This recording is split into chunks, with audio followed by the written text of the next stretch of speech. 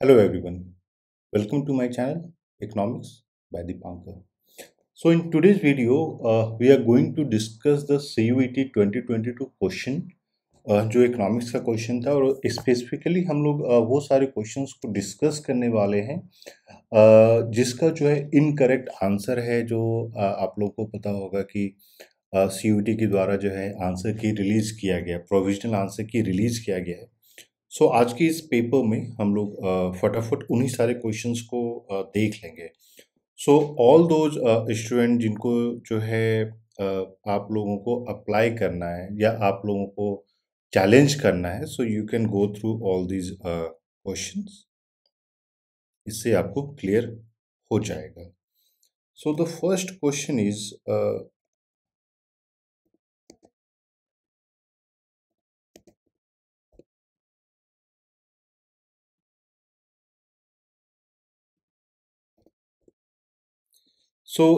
यहाँ पे जो है क्वेश्चन आईडी बताते चले जाएंगे और इससे जो है आप लोगों को क्लियर हो जाएगा। सो क्वेश्चन आईडी है आपका 14247528। तो इस क्वेश्चन आईडी में आपका जो मल्टीप्लायर का वैल्यू है, ठीक है, वो मल्टीप्लायर का वैल्यू में थोड़ा सा जो यहाँ दिया गया है उस मल्टीप्लायर का वैल्यू जो है वो शायद इनकरेक्ट है। सो यहाँ पे अगर आप देख पाइएगा, सो आपका मार्जिनल प्रोपेंसिटी टू कंज्यूम 3/4 है and marginal tax rate is 1/9। So the formula is multiplier is equal to 1/1 minus C. C is your MTC plus C T. तो यहाँ पे आपको जो है सारा वैल्यू पुट इन कर देना है। जो एक्चुअल आंसर है जो एनटी के द्वारा आंसर किए वो सी दिया गया है 1/3। सो अगर मान लीजिए इसी फॉर्मूला पे अगर हम लोग कैलकुलेट करते हैं, सो हम लोग का जो वैल्यू हो जाएगा that would be 1/1 minus C. C is our 3/4 plus 3/4 into 1/9 ये हो जाएगा। तो इस टाइप के क्वेश्चन को सॉल्व करने के लिए हम लोग को हमेशा जो है बॉडमास का जो फॉर्मूला है वो कैलकुलेट करना चाहिए, उस हिसाब से कैलकुलेट करना चाहिए। तो ये 3/4 4 इंटू 1/9 इसको अगर हम लोग कैलकुलेट करते हैं तो ये आ जाएगा आपका 3, तो 1/12। ठीक है। अब बॉडमास के फॉर्मूला में BODMAS, तो पहले एडिशन होगा तब सब्ट्रैक्शन होगा। तो अगर आप इस हिसाब से करते हैं तो 1/, तो यहाँ पे 3/4 प्लस 1/12 आएगा आपका। तो एलसीएम हम लोग जो है 12 ले लेंगे तो ये हो जाता है 4। तो अब इसमें जो है आपको मल्टीप्लाई करना होता है। ठीक है। तो यहाँ पे आप अगर इस चीज़ को देखिएगा तो ये आपका क्या हो जाता है, तो 12 है। तो 12 में जो है आपका यहाँ पे जब आपने एलसीएम ले लिया तो यहाँ पे 3 प्लस 1, 3 इंटू 3 प्लस 1, तो 3 इंटू 3 प्लस 1 इक्वल टू 10/12। सो आपका आ गया। तो अब यहाँ पे नेक्स्ट चीज़ जो हम लोग को करना है वो है 1 माइनस 10/12 इक्वल टू 12 आ जाएगा 12 माइनस 10। तो यहाँ पे अगर आप करते हैं तो ये आ जाता है आपका 2/12 इक्वल टू 1/6। और यहाँ पे आप अगर फर्दर इसको कैलकुलेट कीजिएगा तो ये क्या हो रहा है 1/1/6। तो इस टाइप का आप यहाँ पे देखिएगा तो कोई भी ऑप्शन जो यहाँ पे दिया गया है वो गलत है। एक जैसे 3 आ रहा है, यहाँ पे 3 अगर ऑप्शन है तो हाउ कैन वी गेट 3? इसका एक ही तरीका है। अगर मान लीजिए हम लोग यहाँ पे जो है करते हैं 1/1 माइनस 3/4 इंटू, सॉरी ये प्लस है, 3/4 इंटू आपका हो जाता है 1 बाय, इसका है 9, ये हो जाएगा 12। सो अगर मान लीजिए आप 1 माइनस 3/4 पहले अगर करते हैं तो ये आ जाता है आपका 1/4 और 1/4 में अगर आप मान लीजिए +12 करते हैं 1/12, सो 1/12 तो ये आ जाएगा 12। तो इस हिसाब से अगर आप करते हैं तो ये हो जाता है 3 + 1 = 4/12 3। तो 1/1/3। ठीक है। अब देखिए यहाँ पे जो करेक्ट आंसर दिया गया है ये 1/3 दिया गया है, लेकिन 1/3 आपका डिनोमिनेटर में आ रहा है, तो ये ऑफ कोर्स अगर आप इसको इस तरीके से भी कैलकुलेट कीजिएगा तो ये आपका आंसर होना चाहिए 3। And again this way of calculating is wrong. ठीक है, क्योंकि बॉड मास में यहाँ पे चीज़ें नहीं हो रही है। पहले आपको इन दोनों जो C+CT है ये दोनों ऐड होगा तब ये 1 माइनस से सब्ट्रैक्ट किया जाएगा। तो उस हिसाब से आप देखिएगा तो एक तरीके से 3 आ रहा है, करेक्ट आंसर 1/3 दिया गया, तो मेरे हिसाब से ये चीज़ गलत है। ठीक है। अब नेक्स्ट जो हम लोगों को जो क्वेश्चन है वो है आपका question number 34। So question number 34 ये आपका इनकम्प्लीट है।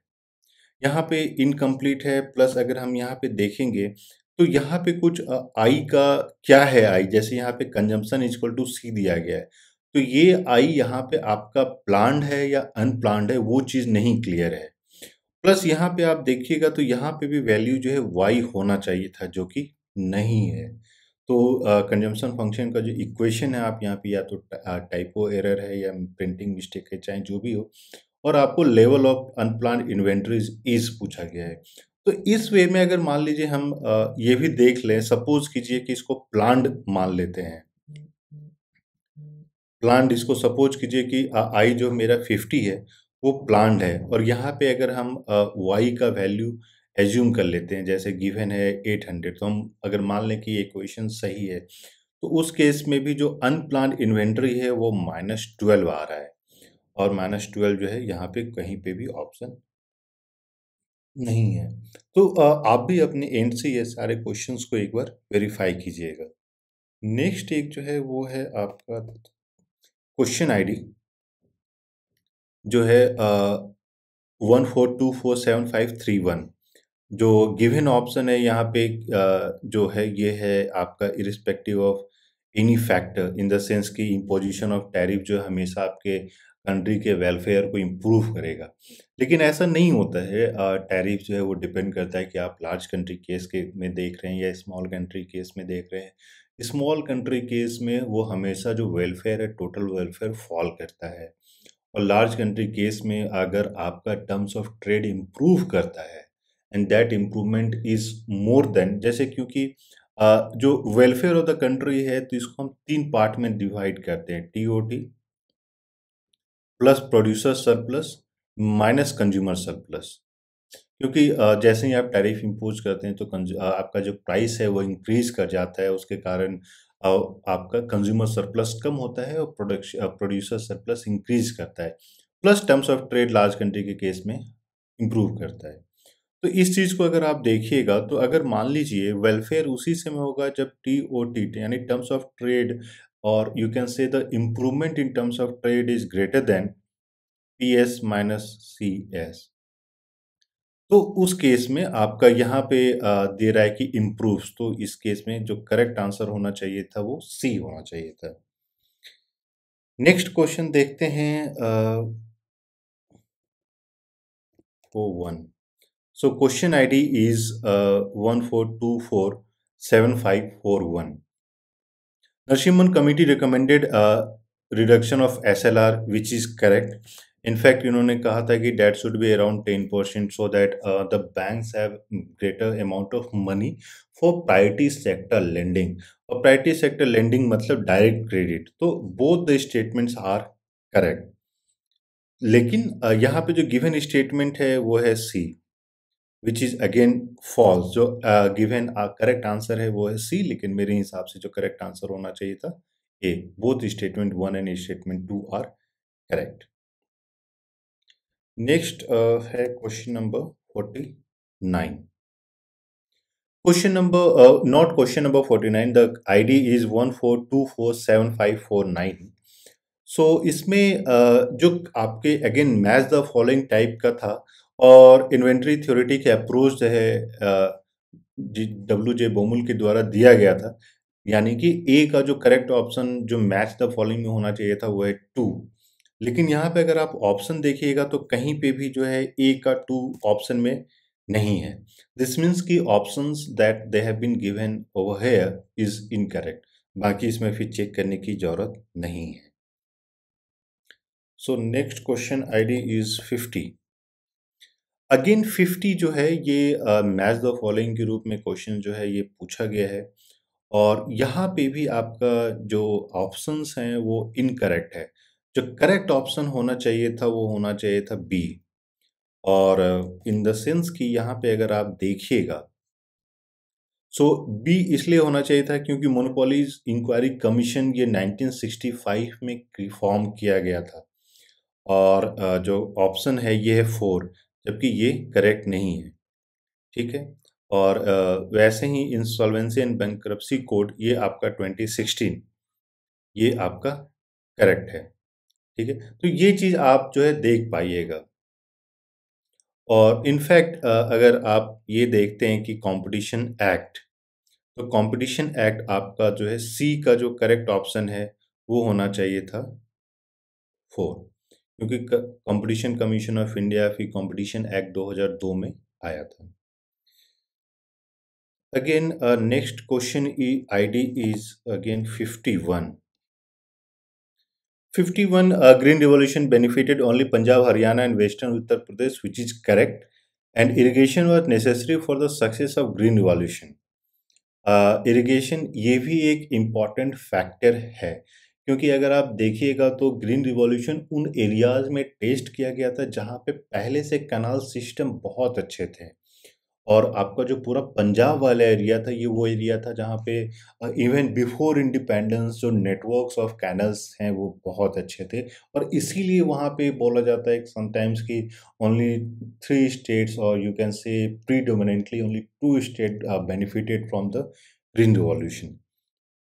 तो यहाँ पे भी जो गिवन ऑप्शन है ये है बी, लेकिन मेरे हिसाब से जो करेक्ट ऑप्शन होना चाहिए था वो है ए। नेक्स्ट जो है अगेन एक 46 चेक कर लेते हैं। हाँ, 46 में है करंट, ये आपका जो है इंटरनेशनल इकोनॉमिक्स का क्वेश्चन है। A country requires two unit और लेबर टू प्रोड्यूस, और जो गिवन ऑप्शन है वो है सी। लेकिन इसमें जो कंट्री बी का सॉरी कंट्री ए का competitive advantage in production of Y नहीं है। तो इस केस में सिर्फ ये होना चाहिए कि country has absolute advantage in both the production of X and Y. ठीक है। Next question is your question ID 73। 73 FRBM Act 2012, FRBM Act 2012 puts a ceiling of not 6% but 4%, 3%। तो यहाँ पे भी ये इनकरेक्ट है। Next question is 62। 62 again match the following के रूप में ये जो क्वेश्चन दिया गया है, जो करेक्ट आंसर जो एनटीए के द्वारा या सीयूटी के द्वारा दिया गया है वो है सी। लेकिन एनआरईपी अगर आप इसको देखते हैं तो ये 1980 में आया था। वहीं सुकन्या समृद्धि योजना जो है आपका 2015 में आया था। जो करेक्ट ऑप्शन है उसमें जो है ए का 4 दिया गया है, बी का 3 दिया गया है, यानी सेंस कि बी का दिया गया है कि 1983, which is again not correct. Food forward programme का जो दिया गया है 2 and landless employment guarantee programme. तो जो अगर आप इसको मैच द फॉलोइंग के रूप में देखिएगा तो करेक्ट ऑप्शन जो है ये सी होना चाहिए था। सो इन टोटल जो हम लोगों ने चेक किया है 1 2 3 4 5 6 7 8 9 10 11, ये इतने क्वेश्चन जो हैं ये आपके इनकरेक्ट आ रहे हैं। और एक और है 9। तो 9 अगर आप क्वेश्चन नंबर जो इसको देखिएगा 1 4 2 4 7 5 6 9, so this question again is similar to, आप बोल सकते हैं जो क्वेश्चन आईडी जहाँ पे लास्ट में 5 to 8 था। तो अगेन यहाँ पे आप बोल सकते हैं कि जो है आपका y का वैल्यू नहीं दिया गया है। अगर सपोज करते हैं कि हम इस इक्वेशन को ऐसे लिख दें कि c equal to 1000 plus 0.84 y, तो उस केस में हम लोगों का जो y हो जाएगा i plus c equal to 1000 plus 0.84 y plus 500। तो इस रूप में आप कैलकुलेट कर सकते हैं y 1 माइनस 0.84। इस तरीके से आप कैलकुलेट कीजिएगा तो 1500 and y equal to 1500 divided by आप बोल सकते हैं 0.16। तो ये चीज़ आप जो है कर लीजिएगा। तो अगेन यहाँ पे जो है आपका जो आप बोल सकते हैं प्रिंटिंग एरर है, चाहे जो भी हो। तो इतने क्वेश्चन तो यहाँ पे आप देखिएगा कि कुछ ऐसे क्वेश्चंस थे जो कि इनकरेक्ट है। इनकरेक्ट इन द सेंस कि जहाँ आइदर टाइपिंग मिस्टेक है या आपके ऑप्शंस जो हैं वो गिवन ऑप्शंस इनकरेक्ट नहीं है। कुछ ऐसे क्वेश्चंस हैं जहाँ पे ऑप्शंस भी करेक्ट हैं, लेकिन जो एनटी के द्वारा जो ऑप्शंस दिए गए हैं वो इनकरेक्ट हैं। फॉर एग्जांपल जैसे हम लोगों ने अभी जो देखा था, तो यहाँ पे मैच द फॉलोइंग में यहाँ पे ऐसा नहीं है कि ये इनकरेक्ट क्वेश्चन नहीं है, यहाँ पे ऑप्शंस जो है वो रॉन्ग है। तो उस दोनों केस में आप देख पाइएगा कि जो है जो स्टूडेंट इसको सी आंसर करेंगे उसको जो है फिर फुल मार्क्स दिया जाएगा। लेकिन बाकी क्वेश्चन जहाँ पे क्वेश्चन ही रॉन्ग है उस केस में मोस्टली सभी को मार्क्स दिया जाएगा। तो उस वीडियो में भी हम लोग एक सेपरेट वीडियो बना के आपको इन्फॉर्म करेंगे कि कितने ऐसे इनकरेक्ट क्वेश्चंस हैं जिसमें कि सबको मार्क्स दिए जाएंगे, उसको हम लोग सेपरेटली करेंगे। तो आप भी अपने एंड से वेरीफाई कर लीजिए और आपको लगता है कि कहीं जहाँ पे और क्वेश्चंस हैं जहाँ पे ये इकोनॉमिक्स के पेपर में जहाँ पे आपको लगता है कि क्वेश्चन जो है वो मिस्टेक है, चाहे जो आंसर है बाय एनटीए वो मिस्टेक है, तो प्लीज़ कमेंट में जाके एक बार कमेंट कर दीजिए। We will quickly verify it and will try to resolve it as soon as possible. इसके अलावा हम लोग सेपरेटली जो है पूरे क्वेश्चन को डिस्कस करेंगे। तो जितने भी ऐसे स्टूडेंट हैं जो अगले साल के लिए एग्ज़ाम देने वाले हैं, ये पेपर बहुत इंपॉर्टेंट है। एटलीस्ट आपको एक आइडिया लग गया कि किस तरीके से जो है क्वेश्चंस पूछे जा रहे हैं और आप इसी के बेसिस पे अपना प्रिपरेशन कर सकते हैं। ये पूरे क्वेश्चन पेपर को हम लोग सेपरेटली भी डिस्कस करेंगे। तो प्लीज़ चैनल को सब्सक्राइब कर लें अगर अभी तक आपने सब्सक्राइब नहीं किया है, और कमेंट बॉक्स में जाके अपने कमेंट भी डाल दीजिए so that we can verify your claims and all. Anything more you can still call us और व्हाट्सएप अस। हम लोगों का जो नंबर है वो है 8448878849। So we wish you thank you and all the best.